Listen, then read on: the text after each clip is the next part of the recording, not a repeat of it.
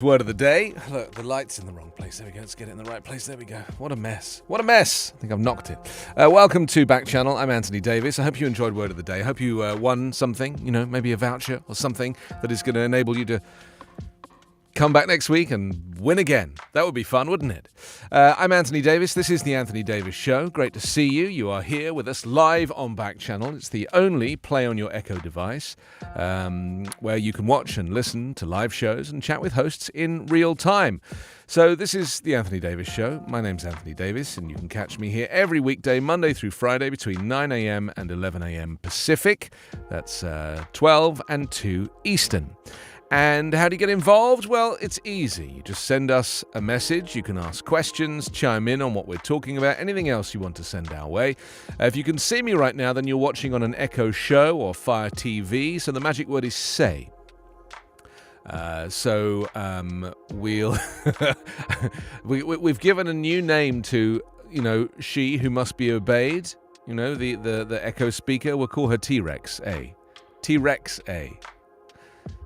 Does that make sense? I mean, she's not a dinosaur. She's a speaker, fundamentally. But you just have to wake her up and then say the word say. And if you're listening right now on an Echo speaker and you can't see me, then go to backchannel.tv and you can click join the chat there. That's backchannel.tv. So join in, come see us, come spend your morning with us here on Backchannel. And it would be, be great to spend some time with you. So let's jump straight into some of the news and some of the stories that we're going to be covering today, because there's a lot happening here. We're going to look at the Derek Chauvin verdict 1 year on. This is after the execution of George Floyd in the street. Companies owned by radio host Alex Jones, including his right-wing website InfoWars, have filed for bankruptcy. The move comes as he fights defamation suits brought by families of those killed in a 2012 school shooting at Sandy Hook Elementary School. And finally, the members of Congress trying to mirror Donald Trump's politics. They are, basically mini-me versions of him. So we'll take a look at what they're up to and how much they're spending in order to do that. And finally, we'll take a look at mankind's obsession with the jetpack. Who doesn't love a jetpack? I have several myself, and in fact, I used one to get down here today. So there we go. Apparently, Carla, my chat is currently not live, and it's not letting me make it live. Okay. Oh, okay, that's fine. We've got some of the morning papers here as well. We're going to take a look at those and kind of work our way through them and see what's happening across the US. Why don't we start with the Austin America-Statesman this morning?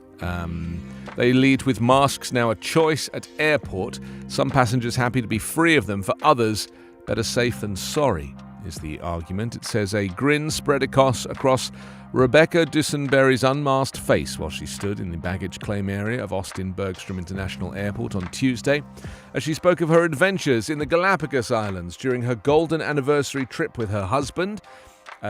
Yes, the Austin airport was filled with passengers just like her who were arriving and departing after the holiday weekend. But what made Tuesday unusual was that most passengers for the first full day in 2 years were allowed to choose whether to wear a face covering or not. The U.S. Transportation Security Administration said on Monday it would no longer enforce face mask requirements for passengers at airports or on public transportation after a federal judge in Florida voided the mandate. Well, I look forward to the spike. Don't you look forward to the spike? Yeah, I certainly do. So that's something to look forward to. American Campus being sold for $13 billion, one of the biggest acquisitions of a Central Texas company ever. Austin-based student housing company American Campus Communities is being scooped up by New York investment firm Blackstone in a deal valued at nearly $13 billion. Blackstone is the world's largest alternate asset manager. It's going to pay $12.8 billion in an all-cash transaction for American Campus. I mean, that's quite a transaction. That costs almost as much as my jetpack. And Mexico's president calls border checks despicable. This is Andrés Manuel López Obrador on Monday, who slammed the Texas Governor Greg Abbott over his stepped-up inspections of commercial trucks at the border, which for 10 days disrupted trade and the supply chain. Legally, they can do it, but it's a very despicable way to act, Lopez Obrador said at his daily news conference known as the Mañanera. I would say it is half-baked antics from the state government. Yeah, I mean, Greg Abbott is an idiot, as you probably know, and is obsessed with looking like the strong man, a bit like a lot of these people. DeSantis is another one. They don't consider the consequences of their actions. They just want to look like strongmen. They don't consider that it hurts everybody, including their Republican voters. At the Beaumont Enterprise this morning, man faces up to 30 years for police officer's death. Torres accepts plea deal for intoxicated manslaughter. Interesting. This is a Port Arthur man accused of killing a Beaumont police officer in a head-on collision has accepted a plea deal. Next up, Groves Police sent warrant out for murder. Groves Police Department seeking public help in finding Darionte Everfield. It's a deadly shooting at Groves McDonald's last week. I mean, man, it's like Southeast Texas. Take your life in your hands. Border crossings hit a 22-year high as Cuban migrants push encounters. As a growing number of Cubans trying to cross the southern border helped push encounters with migrants to a 22-year high in March. It's a new wrinkle in a diplomatic struggle the Biden administration has faced as it seeks to address root causes of migration to the U.S., a key part of its effort to handle a surge of asylum seekers who've sought to enter the U.S. since Biden took office. Also, federal engineers envision huge Ike Dike plan. What is that? They're protecting the region from hurricane storm surge. It's currently sitting with lawmakers who have to decide whether to pay their share of a $29 billion proposal and move the years-long project ahead. Interesting.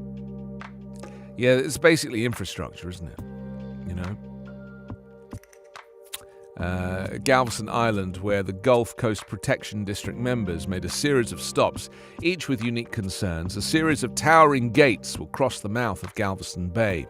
2 lines of dunes will span the island's west end. What's known as a ring barrier will encircle the most concentrated part of the city. It's basically flood protection, isn't it? And storm protection for the city. So there we go. That's the Beaumont Enterprise this morning. Let me jump on to the Dallas Morning News now.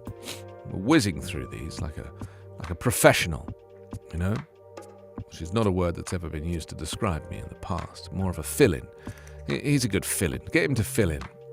The Dallas Morning News this morning. Biden versus Texas set for high court. This is courts can't force President Joe Biden to abide by Donald Trump's Remain in Mexico policy indefinitely, especially since it puts vulnerable migrants in danger and hampers foreign relations. Well, the Justice Department pressed the claim in a filing submitted on Tuesday to the Supreme Court in a clash with Texas and Missouri, which so far have managed to frustrate Biden's efforts to erase a Trump-era expulsion policy that keeps asylum seekers from setting foot on American soil. The Supreme Court will hear arguments next Tuesday on the case, a skirmish and a deeply partisan fight that includes Governor Greg Abbott's recent provocations, busing migrants to the nation's capital and ordering truck inspections that snarled cross-border trade for 10 days and an estimated $4.2 billion dent in the Texas economy.